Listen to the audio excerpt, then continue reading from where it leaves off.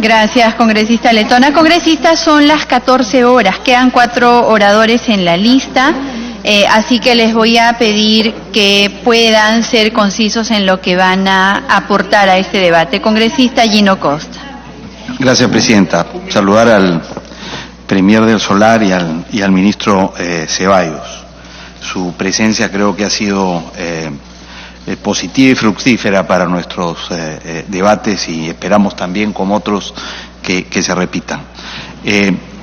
Aprovechando que estamos por votar, no sé si esta reunión, pero seguramente la próxima, el primer tema del paquete de proyectos de ley remitidos por el Poder Ejecutivo, que quisiera aprovechar para que ustedes pudieran definir la postura del Ejecutivo en relación con los dilemas que tenemos sobre impedimentos para postular, que son, ustedes lo saben, los siguientes: si vale la pena o no que vayan en la Constitución o pueden ser delegadas a un proyecto de ley. Hay una mayoría que cree que sería bueno que queden en la Constitución, sería bueno escuchar los argumentos. En segundo lugar, si corresponde que esté en el 31, en el 34 o eventualmente en el 33. Y si hay por parte de ustedes una, digamos, exigencia al respecto. En tercer lugar, ¿qué opinan sobre que esto se remita a una ley para establecer algunas limitaciones a la aplicación del principio general?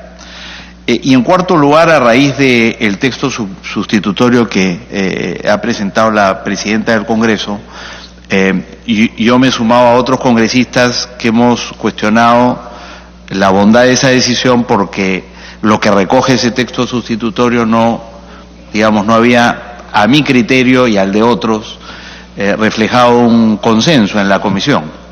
Pero ya que están acá, sí aprovecharía para conocer su opinión sobre la posibilidad de ampliar esto a los funcionarios públicos en general, designados o que lleguen a ella por concurso. Y quisiera aprovechar mi intervención solo para comentar el asunto de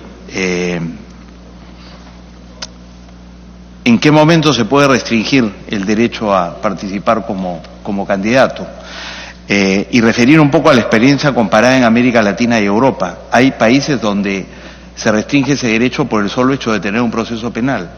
En otros países se escoge la finalización de las investigaciones y el inicio del juicio oral, cuando haya acusación fiscal. Y hay otros países que deciden esperar a una sentencia de primera instancia para hacerlo. Entre los que se cuentan Colombia, por ejemplo, para el caso de las elecciones a congresistas, España para ciertos delitos, y países como Reino Unido, Francia y Alemania. Y me parece que al nosotros haber escogido hacerlo en ese momento de las investigaciones, es lo correcto, porque está en sintonía también con lo que dicen las convenciones internacionales, la propia Declaración Universal de Derechos Humanos, el Pacto Internacional de Deberes Civiles y Políticos y la Convención Americana, que dicen que el principio de presunción de inocencia se quiebra cuando se establece la culpabilidad.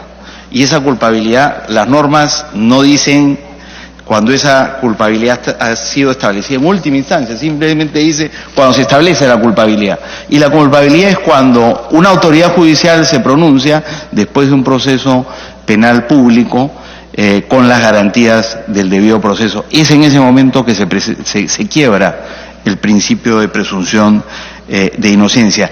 Y así lo recoge la propia legislación nacional. El Código de Procedimientos Penales del 40 establece que las decisiones en primera instancia se cumplen inmediatamente, y si hay privación de libertad, se ejecuta la privación de libertad. El nuevo código del 2004 le otorga al juez la potestad, ante una apelación, de suspender la medida. Pero el principio general es que la decisión en primera instancia se cumple, y si hay privación de libertad se decreta de inmediato. O sea que nuestra legislación de alguna manera está en sintonía con la legislación internacional y con la práctica de varios países en América Latina y Europa. Y solo agregar lo siguiente: viendo las estadísticas, más del 80% de los procesos penales concluyen en primera instancia. El año 2019, en lo que va del 2019, solo el 11.5% de las sentencias de primera instancia han sido apeladas. De manera que estamos cubriendo un universo muy importante, y además de las que son apeladas, el 63% son confirmadas. O sea que si a eso le sumamos aquellas que son declaradas improcedentes, tenemos que el 70% de las sentencias apeladas, digamos, confirman, hacen firme la decisión de primera instancia. O sea que estaría quedando excluido. Congresista Costa, si puede por favor repetir la estadística que acaba de mencionar y cuál es su fuente, por favor, y si corresponde a qué periodo de tiempo, por favor, para que puedan tomar nota en el equipo técnico. Mire, son estadísticas para el año 2019. He dicho que del total de sentencias en procesos penales, el 11.5% en lo que va del año han sido apeladas. Esta es información del Poder Judicial. Para el año 2018 es un poco más elevado, estamos hablando de 14.3, y el 2017 fue 17.2. Cualquier caso, es menos de una quinta parte del total de las sentencias que terminan siendo apeladas.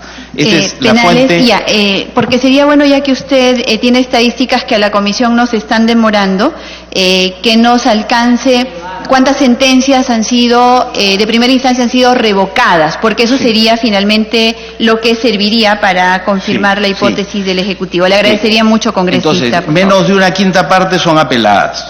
En el caso, en el 2019, casi el 90% no son apeladas. Pero de las que son apeladas, y este es el otro dato, y la fuente también es el Poder Judicial, de las que son apeladas, el 63%, es casi las 2/3 partes, son confirmadas. Y el 5% son declaradas improcedentes. Entonces, si sumamos las confirmadas más las improcedentes, estamos en 68%, casi 70%, donde la sentencia de primera instancia termina siendo firme. Y solo son revocadas el 11% y anuladas el 11%. Esa es la información que tengo, que se la voy a pasar, señora presidenta, con todo gusto. Y por último, hay el siguiente argumento, que me parece que lo esgrimió la colega Andrade en la reunión, en la última reunión que tuvimos. Ella dijo, bueno, es muy fácil denunciar a alguien en el Ministerio Público y a partir de esa denuncia terminamos con una sentencia en primera instancia. Yo quería ahí dar también alguna información adicional. En primer lugar, de acuerdo a la Comisión Especial para la Reforma Procesal Penal, entre el 60 y el 70% de las denuncias que llegan a la Fiscalía, al Ministerio Público, son archivadas por el fiscal sin ser investigadas, porque el fiscal decide que no hay suficientes elementos probatorios y por tanto, ¿para qué perder el tiempo? Más bien nos concentramos en aquellos casos donde hay elementos. Entre el 60 y el 70% de las denuncias que recibe el Ministerio Público son archivadas por los fiscales antes de iniciar las investigaciones. Y por último, el otro candado, ¿no es cierto?, es que tenemos un fiscal que investiga, pero hay un juez de garantías en la fase inicial de la investigación y el juez que dicta la sentencia, junto con, por supuesto, los abogados que defienden a la persona imputada en procesos cuyo promedio son de 45 meses. Entonces estamos hablando de un proceso larguísimo en el cual el juez, el fiscal pueden ser, digamos, recusados, en fin, todo lo que conocemos sobre los procesos penales. Entonces no es tan fácil, ¿no es cierto?, a partir de una denuncia antojadiza para perjudicar a un adversario o un enemigo político, conseguir una sentencia para perjudicarlo. Me parece que eso también permite poner en contexto la medida que vamos a adoptar y la necesidad y la bondad de hacerlo. Gracias, presidenta. Gracias, congresista Costa. Congresista Melgarejo. Gracias, presidenta. Saludar de nuevo al Premier, que nos honra con su presencia, al ministro también de Justicia, y que de verdad se dé este tipo de debates para llegar a consensos a través de realidades. Qué mejor que ambos son de la carrera de Derecho y vamos a poder entender que estas reformas son importantes, Presidenta, pero, Premier, hay reformas que debemos de aquí consensuar y debatir, como las reformas sectoriales, que esas reformas de verdad lo van a sentir los 24 departamentos, porque ahí vamos a hablar de reformas educativas, de reformas de la salud, que son derechos fundamentales impostergables. Esa debe ser nuestra agenda, y también reformas fiscales, que también debe ser agenda de prioridad y de primer nivel y de importancia. ¿Sabe por qué, Presidenta? Por intermedio suyo traslado una realidad que me dicen cuando voy. Nosotros representamos a los pueblos, a las comunidades, a los centros poblados, a los asentamientos humanos, donde no tienen agua potable, donde la anemia, las incidencias son ahí, la desnutrición crónica, los SEDAS. Ahí es el problema, donde no tienen escuela, donde no tienen colegios. Eso tengo que trasladarle, y que ahora estamos sentados cuando su agenda ejecutiva, Premier, por intermedio de la Presidenta, deberían ser esos temas. Hacer un punto de quiebre en el Ministerio de Educación, donde observan los proyectos, los expedientes, donde los alcaldes vienen de lugares donde tienen que llegar aquí a Lima, a la capital, de 22 horas de viajes, y por años no logran construir sus colegios. Hoy estamos sentados aquí percibiendo, quizás por intermedio y con total respeto, Premier, porque es la oportunidad de hacer notar, quizás con ese sueldo de 35,000 soles, los alcaldes vienen, Premier, y no les atienden con ningún expediente, y sus obras por años paralizadas. Esas son necesidades y reformas como generadores de leyes que debemos estar tratando. Pero hoy se ha pedido la cuestión de confianza, supeditado a las reformas políticas, que también es bueno.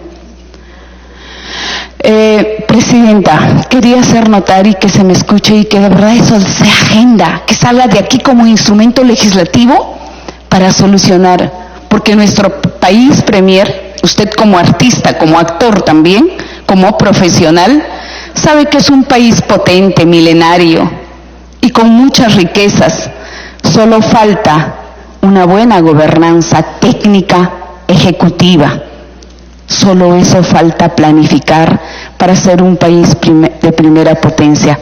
Porque si hay educación, hay respeto, hay tolerancia, entonces no estaríamos hablando de ideología de géneros. Porque en mis pueblos, ¿sabes qué dicen cuando voy y represento y traigo y pido obras? Las leyes no comemos, congresista, queremos trabajo. Y eso es lo que pide. Y tenemos recursos naturales para salir adelante y decir, mire, este país tan potente, tan milenario. Dicho eso, Presidenta, quiero hacer notar y decirle que tiene que haber un buen filtro para nuestros candidatos. Pero ¿por qué esto nos conlleva y hacemos notar que el Congreso ahí se esconden con su inmunidad? Es totalmente falso, Presidenta. Traslado a usted, Premier, usted es abogado. El caso del señor Donaire, cuando han dicho los medios de comunicación que se está blindando, es totalmente falso. El señor arrastraba una denuncia que a veces hay ciudadanos que antojadizamente denuncian. Y yo soy respetuosa de los ministerios, del Poder Judicial, de la independencia de poderes, porque voy a hacer siempre y voy a hacer respetar el derecho de Estado, un país democrático, en vías de desarrollo y que puede ser desarrollado. El señor estaba en investigación hace 15 años. ¿Por qué el Ministerio Público y el Poder Judicial no sentenció a tiempo? ¿Por qué todavía cuando ha sido congresista se le ha sentenciado? Entonces ahí se irroga, se menciona, y ya lo han dicho muchos de mis colegas congresistas, y lo han plasmado muy bien, donde dicen que debe ponderar la presunción de inocencia. Sí, debe de ponderar la presunción de inocencia, porque entonces estaríamos protegiendo, Presidenta, al ministro de Justicia, que él tiene en su cartera, estaríamos protegiendo los derechos humanos. Y así no va a colisionar ni con la Constitución, ni con los tratados que nuestro presidente tiene la facultad de suscribirlas. Son derechos humanos. Entonces esto venía al caso y a colación porque aquí pues recién se le ha sentenciado, entonces tiene que obedecer a la doble instancia, esa presunción de inocencia donde tiene que apelar a la segunda instancia, y esa segunda instancia es una sentencia firme. Y a eso venía y quería hacer notar, porque si algún ciudadano es condenado en primera instancia, debe esperar que esta sentencia haya sido vista en una doble instancia. ¿No existe la venganza? El ser humano es complicado de por sí, pero entonces hay que apelar al debido proceso. Y este debido proceso, ustedes como abogados y yo también de la carrera de abogacía, se va a dar a través de la obtención de la tutela jurisdiccional efectiva. Y esta se justifica para que no se atente, y como lo dijo la congresista letona, el principio de proporcionalidad como reforma constitucional. Eso quería hacer notar. Y acá tiene que salir lo mejor, de aquí tiene que salir las leyes. Premier, ayer usted no ha estado, yo saludo que usted esté aquí, porque yo sé que sus agendas son recargadas y tenemos que ver otros temas más importantes. Entonces, esos temas que nos van a conllevar, y con esto, Presidenta, Premier, imagínese usted, ¿cuántos casos hemos visto como grupo de trabajo que quiero hacerle notar del Museo Nacional de Arqueología? Que el espíritu es grande con cara al bicentenario tener un señor museo. Pero ¿cuántas denuncias han habido? Y si esas denuncias los ha hecho notar el Contralor, también recaería en usted y en investigación. Y supongamos que usted es presidente y sale la sentencia, ¿lo van a vacar? Igualdad de armas, una ley para todos. Y otra cosa quiero hacer notar también y no dejo pasar, yo sé que una cultura de tolerancia es muy importante y en mi derecho de oralizar y hacer notar, porque estos espacios son importantes porque no siempre lo vamos a tener, Premier, porque quizás usted no sabe la realidad, pero no toda la realidad. Quiero decir eso con el mayor de los respetos. Que se entienda eso. Por el tiempo y la premura tenía que hacer notar eso. Gracias, Presidenta, mi participación ha concluido. Y de verdad, nadie puede venir con bravuconadas o poner reglas. Hay que consensuar esta ley, esta es para todos los peruanos. Que tiene que haber un buen filtro, sí. Con estas experiencias los partidos políticos tienen que seleccionar a gente que no tenga antecedentes, ni con una sentencia no deben participar ya. No se les debe de permitir, claro que estoy de acuerdo con eso. Gracias, Presidenta. Gracias, congresista Melgarejo, congresista Iberico y finalmente después de congresista Meléndez.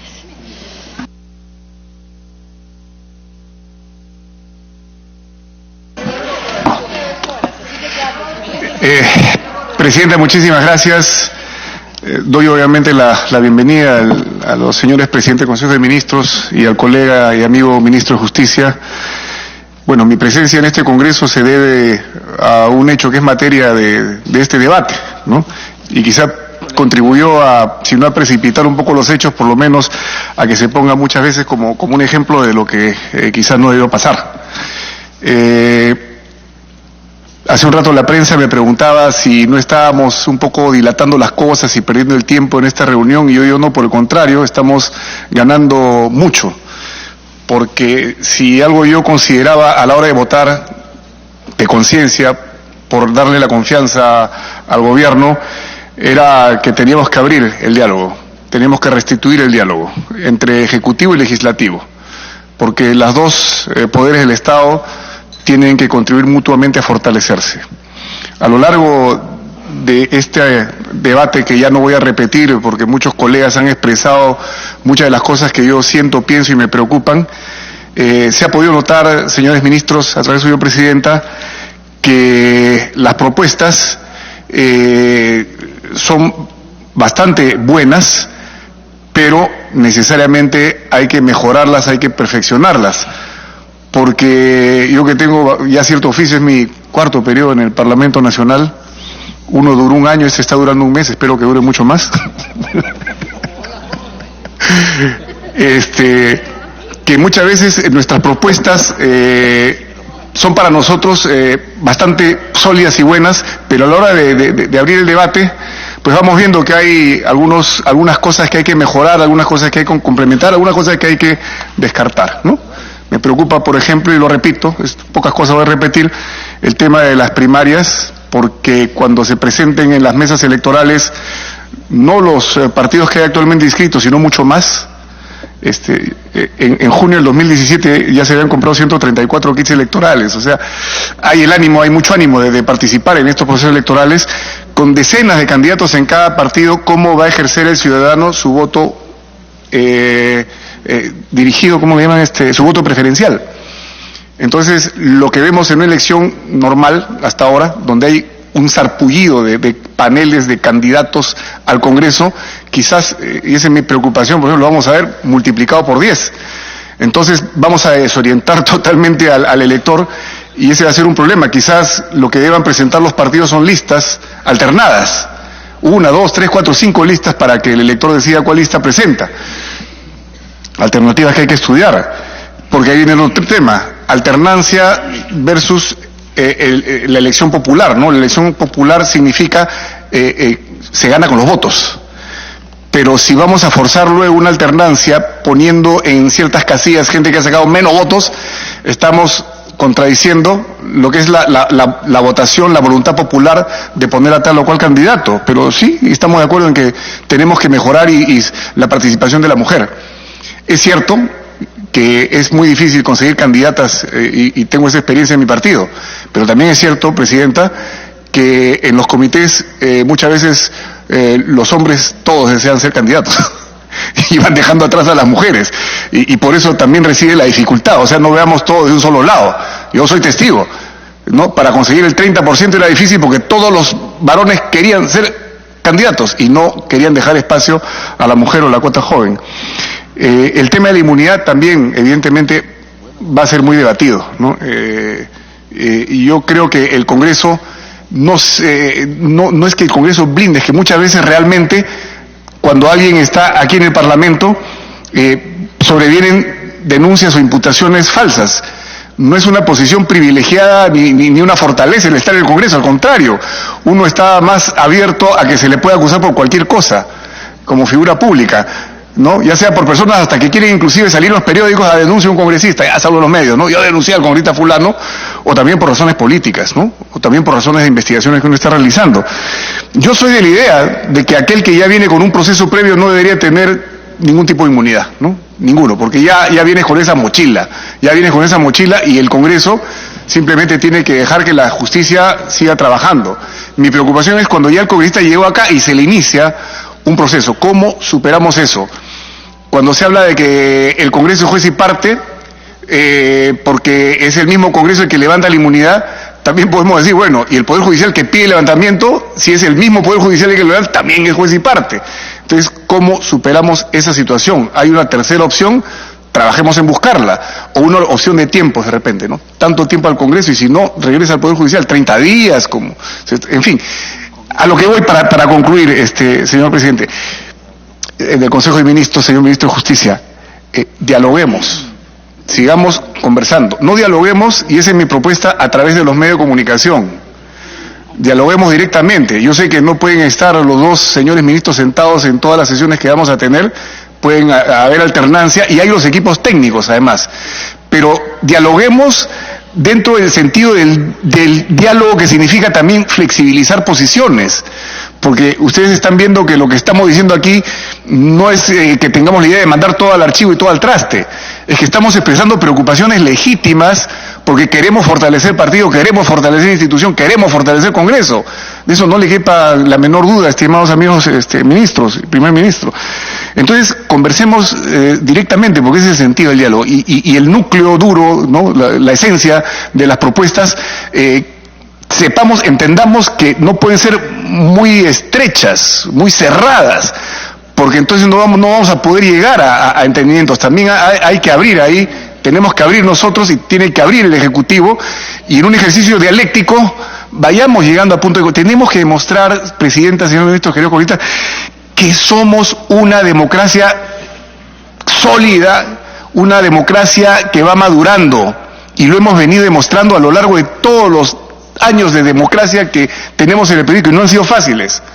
Y hemos sabido superar obstáculos, y quizás el obstáculo que estamos queriendo superar ahora es uno de los más difíciles, y se llama corrupción con todas sus letras. Corrupción que ha afectado a todas las instituciones, a todas. Corrupción que ha afectado a todos los niveles de gobierno, a todos. Corrupción que se da en la gran escala y también en el día a día del ciudadano, que tiene que pagar su coima para que le muevan un papel de un lugar a otro. Entonces, y tenemos expresidentes de la República que están siendo objeto de procesos. Tenemos, y hay que decirlo, un presidente que se ha quitado la vida. Y esto es dramático, y esto es duro, y esto es difícil. Demostremos que a pesar de todo esto, el Perú se consolida como democracia. Y democracia significa que los poderes que tienen en sus manos el sostener este sistema democrático tienen la capacidad, el deseo y ven la necesidad de ponerse de acuerdo, Esa es mi invocación a través suya, Presidenta, a los señores ministros que hoy día nos visitan, al gobierno y a todo el país, que se vea que aquí estamos haciendo un esfuerzo democrático, de entendimiento, de mutuo respeto, para lograr resultados que sean los mejores para el país, que eso es lo que a todos nos importa, que eso es lo que a todos nos motiva. Muchas gracias, Presidente. Gracias. Gracias, congresista Iberico. Vamos a suspender por 5 minutos. Tengo un pedido, congresista, que le rogaría que por favor se conceda. 5 minutos, sí, por favor.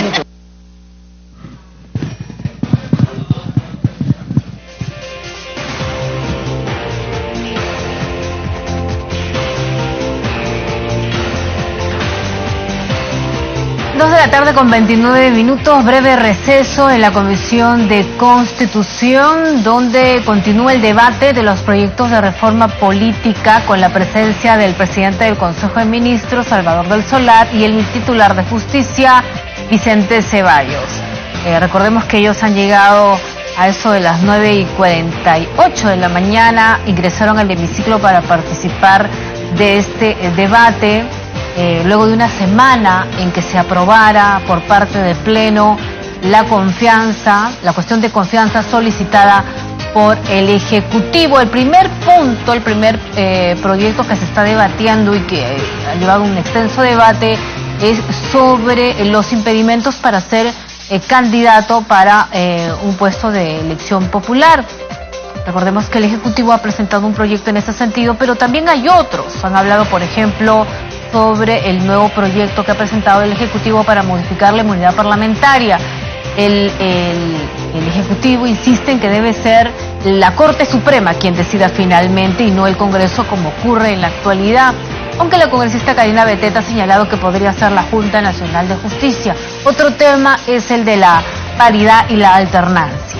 Algunos consideran que es lo más justo, que es una forma de asegurar la participación de las mujeres en los procesos electorales, en la vida política. Sin embargo, hay otros que señalan que no se puede obligar a las mujeres a participar en política. Hay diferentes puntos de vista sobre esto. El jefe del gabinete también ha explicado al inicio de su presentación cuáles son los objetivos de estos proyectos de reforma política. Él ha señalado, primero, que es proteger a la actividad política de la corrupción y fortalecer a los partidos políticos, y que la ciudadanía confíe nuevamente en la política.